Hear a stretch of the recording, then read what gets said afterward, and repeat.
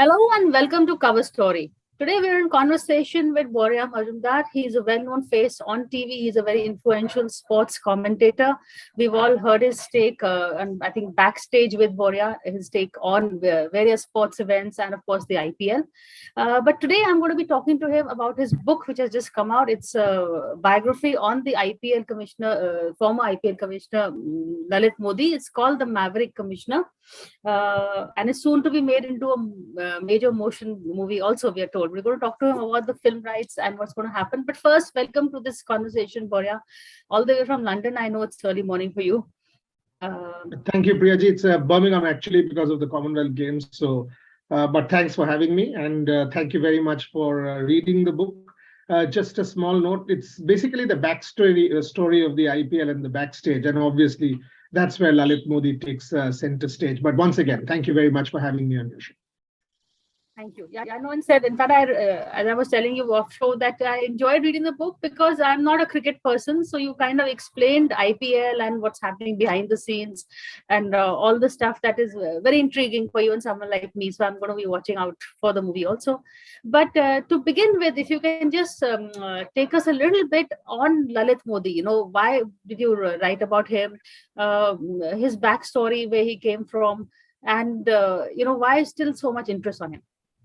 See, it is, all of us, everybody, whether you like sport or you don't like sport, each time the IPL raises the bar and there is a bid of 50,000 crores for media rights, two teams get sold for 12,000 crores. And each one of us during the period of April, May, when the tournament happens, we are glued to the TV set, whether it is for the result, whether it is to watch a particular player like a Dhoni or a Kohli, whether it is whatever happens, India wins every night when the IPL is played. It has become India's single biggest sports brand. Even during the pandemic, it has proved that it was recession-free, it was robust. So when you're talking about a brand like this, which has captured national imagination almost for the last 15 years, you really need to understand how this process happened, when it was created, what went wrong with Lalit, why did he have to leave India, and give the devil his due, give him the credit for creating the tournament in the manner that he deserves, and then question him.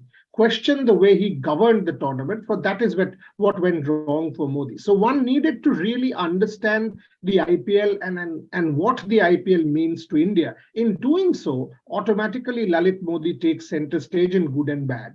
So I thought it was important because the IPL is now part of our lives. It has transformed the sport, completely redefined the contours of the world game. So it was important to write a no-holds-barred account of this particular tournament where Lalit will be there in good and bad, black and white, rather than taking any sides. That was the attempt. In fact, I should ask you what should have been my first question, your equation with Lalit Modi, because you write that you have not met him for this book. Yet a lot of the narrative, I feel, is also directed to him. You know, it's like you're talking to him, and you've had many conversations with him. There is that interview with him. Not one. Where do not you one. stand with Lalit Modi? Firstly, I have to put this on record. Lalit and I started on opposite sides because in 2005, my first real tryst with Lalit Modi happened in 2005 when I also had been roped in by one particular section in the BCCI as a historian, because a lot of these BCCI elections are extremely well contested, and I was asked if I had documents to prove certain details to the election commissioner, Mr. Krishnamurthy, who had been the election commissioner of India. Now, I had these documents as a historian because I've studied the history of the sport in India. So I did that, and I did that on behalf of the Jagmohan Dalmia group. I must put it on record. It was honorary, it was pro bono, it was intellectual work, and it was perceived by Lalit as somebody, as me being someone who was backing Dalmia. So we started on opposite sides, and obviously things went downhill from there. When the Sharad Pawar faction won, obviously I was looked upon as somebody who was backing the Dalmia faction. During the first IPL, I think I was the only journalist whose accreditation was not granted and revoked. And I put it in the book. So we started on completely different plane. Then in 2013, again, something that I've documented, during the match, the spot fixing scandal, I got a call from Lalit Modi saying, oh, this had to happen, this is what it is. Again, very political. All of us, you and I know it, how things unfold. And he started, I have documents that will prove this has been going on for a while. And I was like, okay, share the documents first without taking any sides. So that got us together. After that, when Lalit Gate was going on with the whole story of, how political it was and Sushma ji and all of that entire story that had captured the country's imagination. I met Lalit Modi multiple times in London, did multiple interviews for the television channel I used to work for. Since then, I've been in touch with him off and on for this particular book till about 2019, 2020. I would say end of 2020 was early 21, if I'm not mistaken, was the final conversation when I used to ask him what's going on without even telling him once that I was documenting this. Next, I got in touch with him was when the book was published, because I knew if I would have told him that, look, I will be doing the black and white, the good and bad, question you as well, like might have said something which could have become problematic. So obviously, during the process of the book, I wanted it to be completely transparent, completely objective, no holds barred. So no contact with him whatsoever. I did get in touch with him after the book was published, wanting what was to his give him a reaction copy. when to the book? He initially put out a tweet saying, because the whole way the media perceived it, and there were a huge number of articles, was this is actually a biography or an autobiography of Lalit Modi, which is absolutely not the case. This is my account of the IPL, the backstory of the IPL and Lalit Modi. So people thought that this would be his biopic. Not the case. This is not his biopic. This is a story, again, for the reason I've told you. So he put out a tweet saying, no, this is not my biopic. Time to call my lawyers. That's the exact words. But then next morning, he put out another Instagram post saying, I have nothing to do with it, but I'm flattered by the effort or something like that with a namaskar. So that was the reaction that Lalit gave me. From what I've understood, it's an objective account. He doesn't have a problem because not one word that is written is wrong. So that's where it ends. I want to give him a book during this stay. So I will, because I've been in Birmingham completely consumed by the Commonwealth Games, I'll spend a day in London next week. So if he's around, I would try and give him a copy of the book. I'm carrying one. If not, I will send him a copy of the book. No insights about him and Sushmita Sen. We haven't spoken to him in the last year. No, I haven't. And I must say that is not an area of my interest. I mean, my area of interest was absolutely the IPL, how it was done and what transpired and what went wrong. Absolutely no interest whatsoever in this. Did I? I mean, a lot of people have asked me, did you know? No, I did not. And am I really interested in finding out? No, I'm not. For me, what is of interest so is... let's move on to the book. You begin in the beginning, a couple of questions that you raised, and you said some of the answers you still are seeking yourself. So one of the interesting part is when he started the IPL, you write that he got a lot of his, initially there was a lot of apprehension. So he did reach out to people he knows, which could also be seen as a conflict of interest, to come and invest in teams. But there was this instance where Sahara did put in a bid, but so for whatever reasons, he did not pass that bid. Any idea why? Yeah. The real idea why, because in one of my launches, Abhijit Sarkar, who headed Sahara at that point in time, was part of the launch and said the story. In fact, in the Calcutta edition of the book launch, Abhijit Sarkar documented this story in detail, that Sahara, 24 hours before the first bid, Lalit himself called, rather 36 hours, called Subroto Roy Sahara, asking him to send the bid to Bombay because he wasn't sure. To Mumbai. He wasn't sure if he will get the adequate number of bidders at that point. But when Abhijit for the Kolkata team, at that point in time, there was no disclosure which team you are bidding for. So it was confidential. So they took the bid. Abhijit flew into Bombay, handed the bid to Lalit. He accepted the bid. But the next morning, when the bidding was going on, they realized that they've got the numbers. They had Shah Rukh Khan, they had all these existing owners. Obviously, they had Reliance, they had Vijay Mallya, they had Shah Rukh Khan, they had Delhi, and all of the existing teams. That is when two of the owners protested, saying that this bid was late. This and another bid, I think it was ICICI Prudential, two companies whose bids were late as a result of which the bid was disqualified. But if the bid was accepted, they had bid $83.1 million, which was far higher than what KKR had originally given. So if the bid was accepted, today Sahara would have owned KKR. But that is the backstory which Abhijit documented in detail in the Calcutta launch. Okay, thank you for that. The other question, of course, is regarding the Kochi controversy. This was when the Kochi team had put in a bid, and the bid was first agreed on technical grounds. It passed scrutiny, but when it came for the financial scrutiny, that's when Lalit Modi discovered there was sweat equity, and he went public on it on Twitter. And that, as you said, is the beginning of the end. It really ended his downfall. Why would he take such a gamble? Was there some personal enmity between him and Tharoor? Why would he? Was he against the Kochi team, or you just on? What is your feeling regarding? I don't think there was any personal enmity to start with. I don't think he knew that Shashi Tharoor was part of the bid. From what my research says, having spoken to everybody in the know, I don't think Lalit had an idea. What Lalit may, and this is again, I mean, that is why I say there are some unanswered questions, and some I do know, but I cannot write. So from what I have understood is he was very uncomfortable. I mean, both of us know as journalists that we can't write everything, right? So Lalit was uncomfortable with Kochi winning. Let's put it this way. Lalit was fairly sure that someone else will win the bid. And when Kochi won the bid along with Sahara, 333 million US dollars, at that point in time was a significant amount of money. In 2010, Lalit was very, very uncomfortable. From one of my sources who was there sitting with him on the dais or outside, I was told that his hands were trembling. He was uncomfortable.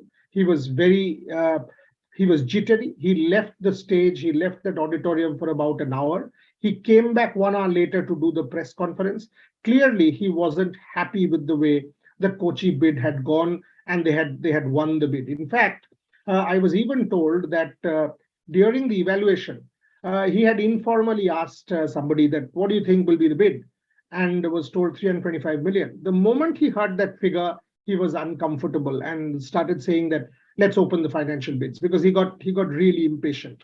So when he came back, he did the press conference, and I've asked Abhijit many times that, was he in his element? No, he was not. Clearly, he had to go through the routine because he was commissioner. After that, for 10 odd days, this is around the 21st, 22nd of March, Priyaji, I've read every newspaper, every official source that has come out in the public domain. Nothing on the Kochi bid till about 6th, 7th April. So for about 15, 16 days, all you are seeing is Kochi guys giving interview after interview. We won the bid, Shailendra Gaikwad, etc., etc.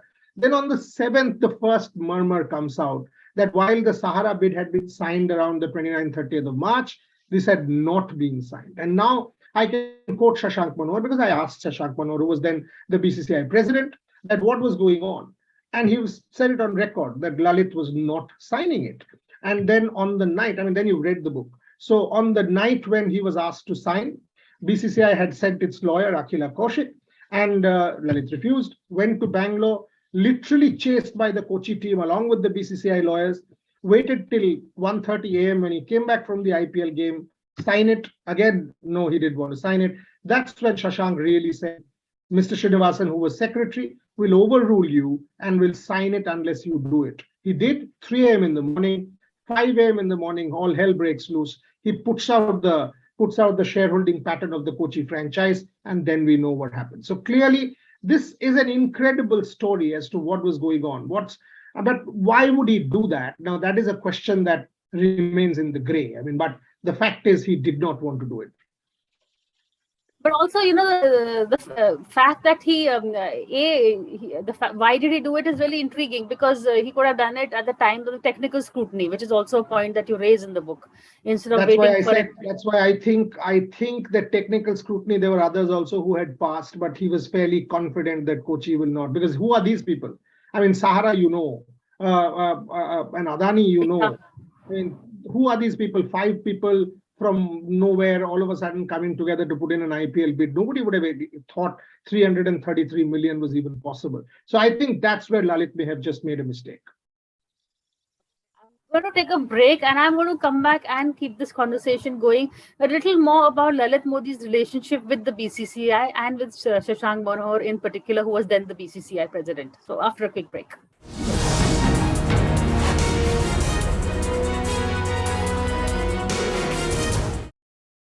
Hello and welcome back. We're here discussing the wonderful world of IPL through Boria Majumdar's book. He's written a book on the Lalit Modi, who really is synonymous with the IPL even today, whom he correctly describes, I think, as the absent president or something like that, right? Absent So present. Because every time you talk of an option and somebody getting 15 crores, you're like, Lalit, what brand you've created? that is true. One has to give him that credit. And in fact, I like the history that you've written. From 95, I think he had this idea maybe to have ODIs between various cities or something. But BCCI never took it. He persevered till, I think, 2008 when IPL finally happened. And I'll stop but there. Very few people who've interviewed me, and there have been a lot of interviews on the book, have read it cover to cover. You have. The way you are talking about it gives me a great sense of satisfaction that someone who's read it cover to cover. Thank you very much. I enjoyed it. And as I told you, for someone like me who's not a cricket person at all, enjoyed it. So I think you definitely, we're all going to be waiting for that movie, Boria. But the relationship between, I cover politics, so maybe I enjoyed it because of that, because there is a lot of the politics. Shashank Manohar and Lalit Modi, for the readers and for the viewers, they were on the same side, in that 2005 election against Jagmohan Dalmia. Both Lalit Modi and Shashank Manohar fought for Sharad Pawar camp. Then what happened that things became so sour that, Shashank Manohar actually ousted him out. I don't think things became sour till 2010 because if they did go south till 2010, Lalit would not have been empowered to run the IPL in the manner that he did. Shashank Manohar is one person who's extremely headstrong, highly ethical, has tremendous integrity. Nobody can point a finger at him saying there has been any problem when Shashank Manohar ran the BCCI. Financial irregularities or anything like that is remotely, not even connected with him. So he's a spick and span clean man in that sense, right? So he would not have allowed, had he got a whiff, he would not have allowed Lalit Modi to function in the manner if the two of them weren't close. In fact, I can tell you this. I've spoken to Mr. Manohar, and every time, and I've spoken to Mr. Manohar many, many times. He's each time told me that you've got to give Lalit the credit for creating the IPL, for none of us in the BCCI really understood the IPL at that point in time. So even till 2010, they were let's put it this way, they were civil. What went wrong and from when? 2009 is when things started going south for the first time because one particular firm was given the rights to conduct the IPL, to organize it. And Shashank felt that the money that was promised to this particular firm was more than what the BCCI should spend. So he independently met the people of this particular firm in London and negotiated a deal which was far less than what Lalit had committed. That was the first thaw. Secondly, during the bid, the 2010 bid, two conditions were added that a certain amount of threshold will have to be there if you are eligible to bid 100 million for particular firms, which ruled out companies like Sahara, Dainik Jagran, who wanted to bid. Sahara has been funding Indian cricket for God knows 10, 12 years then. So why would you rule them out? So this clause was added without showing the final document to Shashank, is what Shashank says. Lalit's version is I had spoken to him verbally. Now, clearly there was a problem there. And there were protests from these firms to the BCCI president. He overruled Lalit and cancelled the bid process. Now, that was a clear problem. And Lalit had to swallow the bullet because the board, the governing council, was overwhelmingly in favor of Shashank Manohar. Then when the 425 million thing happened, obviously now Lalit has won the Mumbai High Court case. Shashank Manohar had parked himself in Mumbai, scrutinized all the documents, and there were other irregularities which he found out. This is his side of the story. Lalit contested it during the case.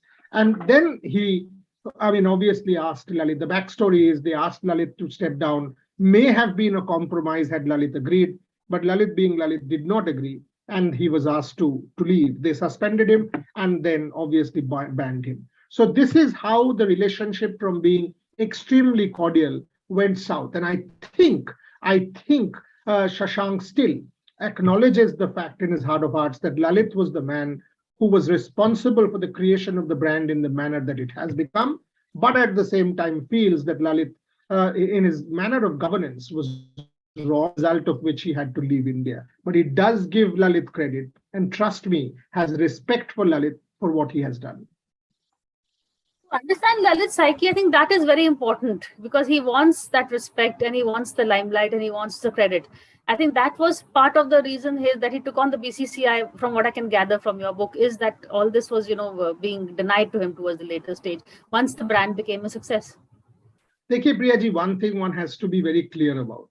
Nobody ever can deny Lalit the credit of creating the IPL. No one.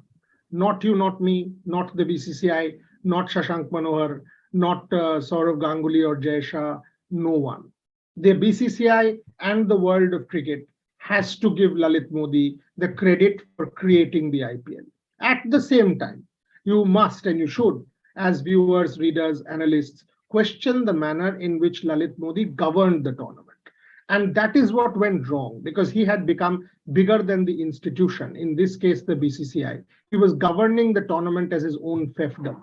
When you're part of an institution and you're not playing the institution game, that is a problem. So I think that is how we must treat this, that you question Lalit Modi for the governance or the manner in which he conducted it, but you must give the man the credit for creating the brand and sustaining it and making it India's leading brand. So you've got to be very fair and question Modi on the one hand without being eulogistic, and on the same plane, you must be fair to him and give the man the credit for having created this particular brand. That's how I see it. You also write about a phone call he had, the last phone call from India, from the airport after he was suspended when he went away to London or wherever. And you attach a great deal of importance to this phone call. Why is that? And you said it was some BCCI official. It was. I know the official. I can't name the official, but it was. And I also know that it was an hour-long phone call from the airport where he actually said that I'm leaving. I will put the entire blame on that particular official, and that official will never come out as well, because there were 4 people who knew about it, 4 or 5. Mr. Jaitley is no longer there.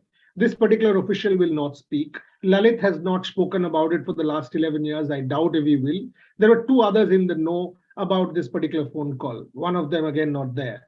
So whether this will come out, I don't know. And this was a hugely political thing. It was about why the 2 bids were cancelled. That was Lalit's version. What happened with this 425 million, which is now sub judice. So all of these topics were discussed. What transpired behind the boardrooms the day he was suspended, which was the final of the IPL, that was discussed. Could there be a compromise, and why that compromise did not happen was discussed. So a lot of these discussions happened, and that's when he left for London. But this conversation, I can guarantee, I've checked with multiple sources, did happen, and it was a fascinating call, but I will not name, because I was told repeatedly that the only reason I was being told details was I will keep it off record, so I'll leave it at that.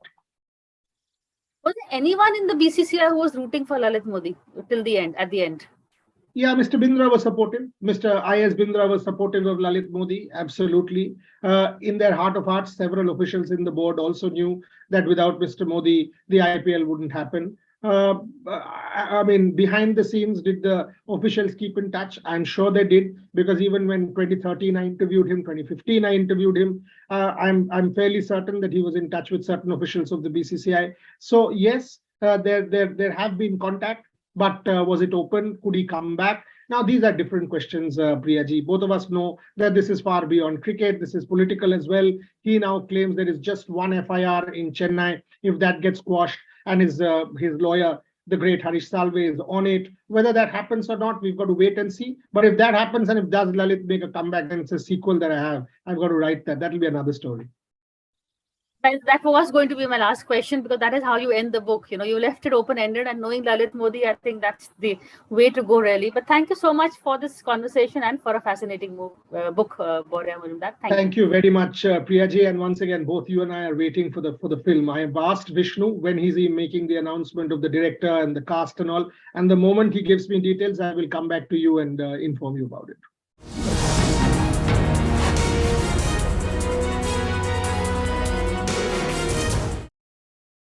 For more such videos, subscribe to the NewsX YouTube channel, hit the bell icon.